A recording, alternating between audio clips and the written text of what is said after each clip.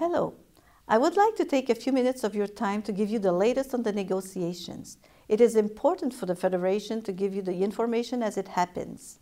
Therefore, I can already tell you that the FIQ has been back at the bargaining table for almost 2 weeks now.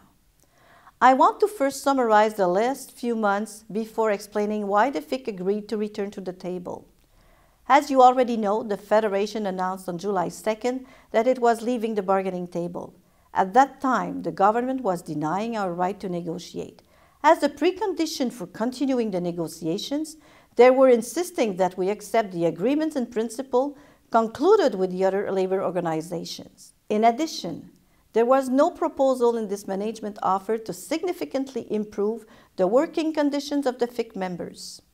Even worse, the government was offering significant cutbacks. In such a context, we had no choice but to leave the bargaining table. The mediator filed his report in mid-July, and to no one's surprise, it was a disappointing report which contained no solution for bringing the two parties closer together. Lastly, in mid-August, Michèle Boisclair became the new president of the Conseil du Trésor. This change would have an impact on things to come.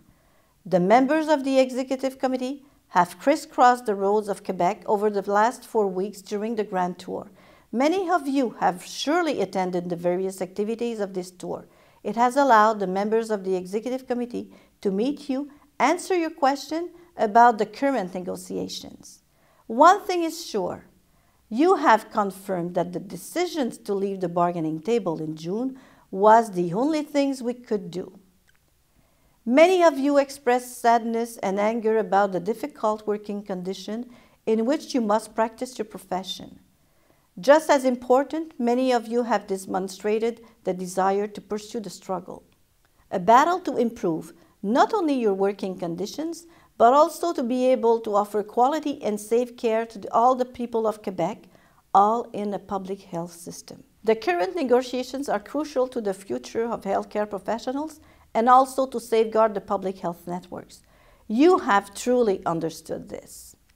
As mentioned at the beginning, the Federation has returned to the bargaining table. Why agree to return? The arrival of Michèle Boisclair as the head of the Conseil du Trésor has had a positive influence. Political talks were held with Madame Boisclair before returning to the bargaining table. Right away, she expressed her wish to conclude an agreement in principle with the FIQ. Furthermore, we obtained a guarantee that there would no longer be a precondition to negotiations. This commitment by Madame Boisclair led us to believe that it was possible to start talking again.